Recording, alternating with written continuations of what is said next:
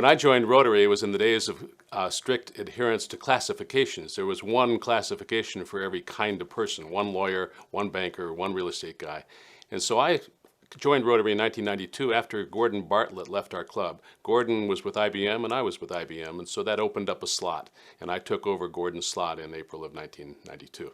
I became president in a most unusual way. I'm the only person in our 85-year club history that was not elected as president. We have a very complicated and thorough process for appointing presidents. We do that a year and a half or 2 years in advance so they can prepare for their year. That didn't happen in my case. Sid Morris was targeted to be our president to follow John McCaleb, and Sid developed a health problem and was unable to serve as president, and so he stepped down from that office about a year ahead of time. And I'll never forget that day. John McCaleb called me on my cell phone as I was leaving the Arizona-Texas basketball game. It was December 18th. And he said, "Bob, Sid's not going to be able to serve as president. Would you serve as president?" And I said nothing for about a minute. And John said, "Are you still there?" And I said, "Yes, let me think about it. I'll get back to you."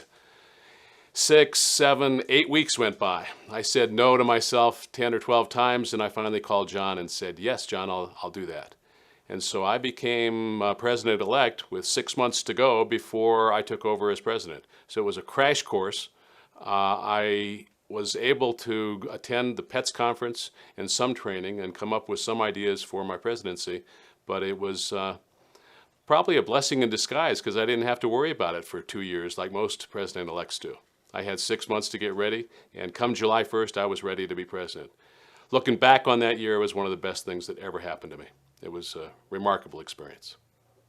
There are 2 things I'm most proud of that happened during my year, and the first is the birth of Reading Seed and that concept. And I have a different perspective now than I did even back then. Linda and I recently became grandparents. Our little baby granddaughter was born 3 months ago, and it was an amazing experience, different than having children.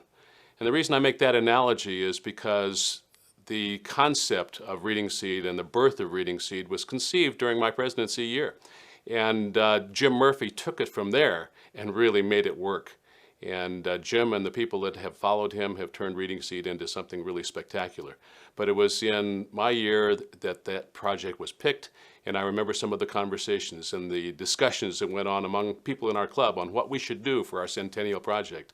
We picked Reading Seed, and it lives today.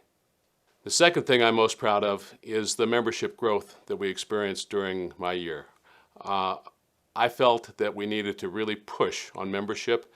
And it's a problem in a Rotary Club because there's a lot of turnover and churn, I call it. People leave, people move, people get sick and have to leave.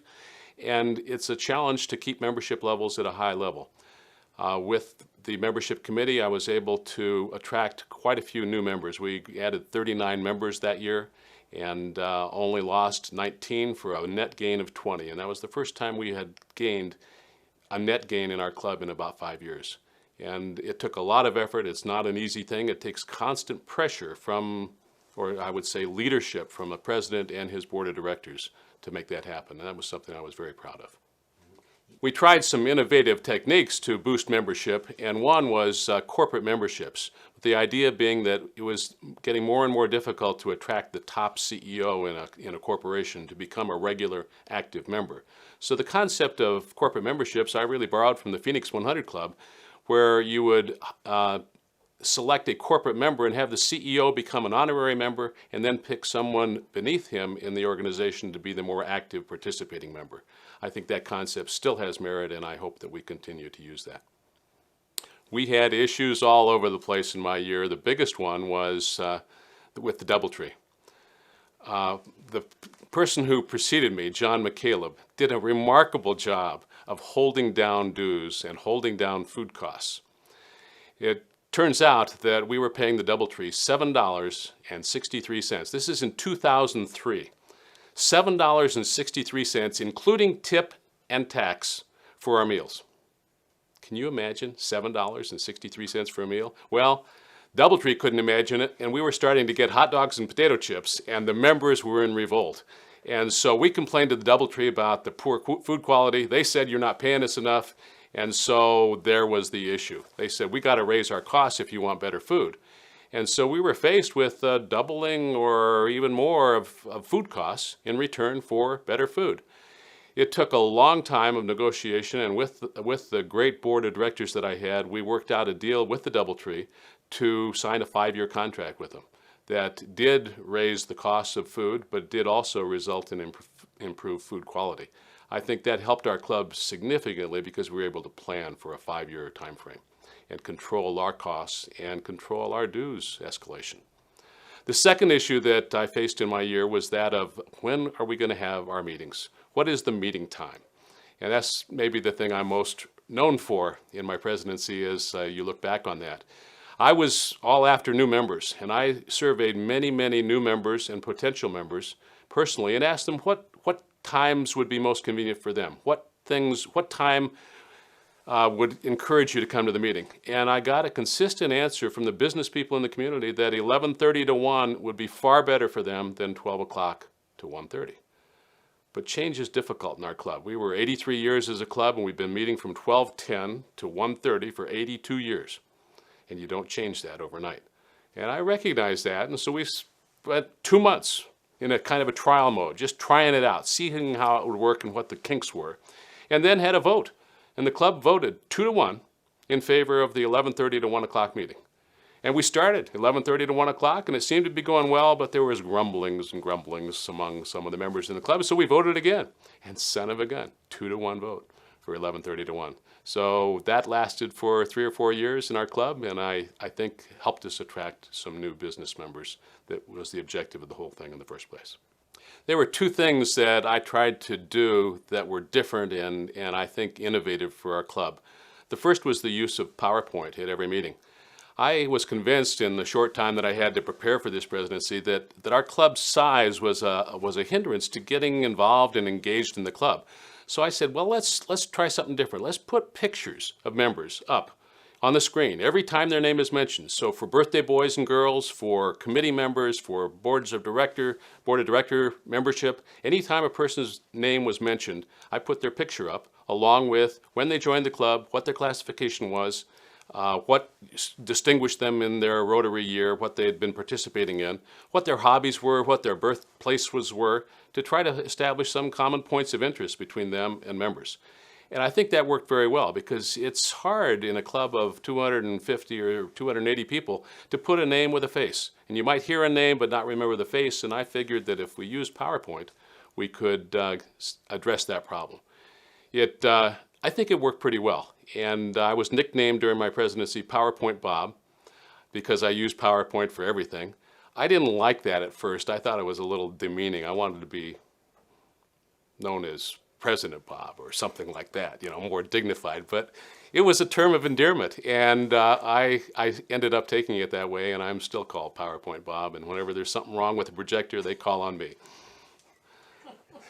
This is some great stuff. The second thing that I tried to innovate on is in a club our size, communication is the key to everything. If you want to keep in touch with what's going on with your car, you look at the dashboard, and there's an odometer and the speedometer and an oil gauge and a gas gauge, and it kind of tells you how things are running. And you can look quickly at the dashboard and say, things are running just fine. Or the red light comes on and the service engine light comes on, and you say, oops, I better pull in for some service and give some attention to that. I felt the same thing about our club, and so we developed a dashboard. When I say we, the board of directors and I developed a dashboard. The key things about our club: membership levels, attendance levels, how we're doing with scholarship cups, how we're doing with the Paul Harris Fellows, things that make our club tick.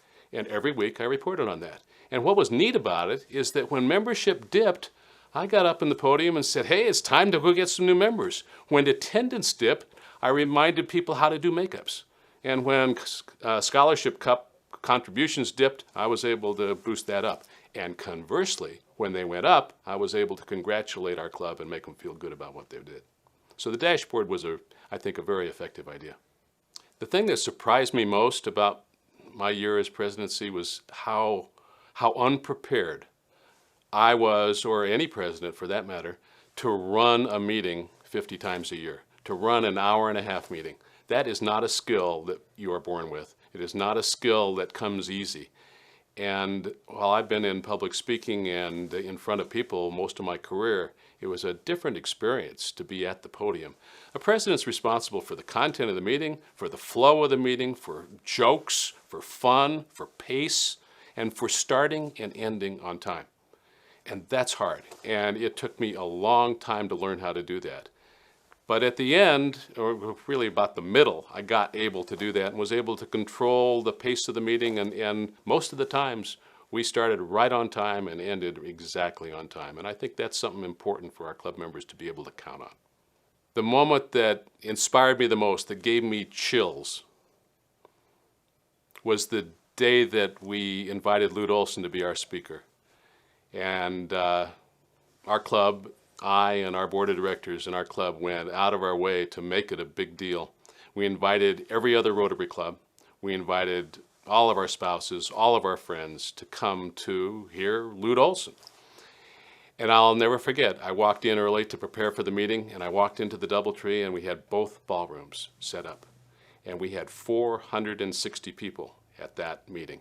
And I remember the visual thrill that I got walking into an empty room to see all these tables all set up ready for Lute. And then the subsequent fill to see every one of those seats filled to hear Lute Olson talk to our club. And we chose that time also to kick off our fundraiser for Reading Seed, to promote Reading Seed as our charity, and to try to get as many people in the room to help us get off to a good start as we could. And I thought it was a great success, and it was one of the things I look back on and smile every time I think about it. My advice to a potential future president is seek it out. Even though you don't think you're up to it, even though you don't feel qualified, none of us have felt qualified or capable to do this job. It is a tremendous responsibility, but the rewards are so amazing that it's worth every ounce of energy and creativity you put into it.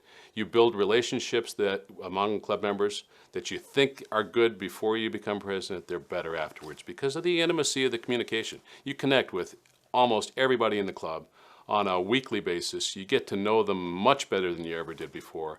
And you get to pick 2 or 3 things that you think are important for our club to accomplish. And if you, out of the 100 things there are to do in every year, if you can accomplish the 2 or 3 things that you think are most important, the satisfaction is tremendous. So my advice to a potential candidate is seek it out. Get involved in Rotary. Earn your way into that position and being nominated for it, and then relish it. It was the best experience I've ever had in my life, and I will never, ever forget it.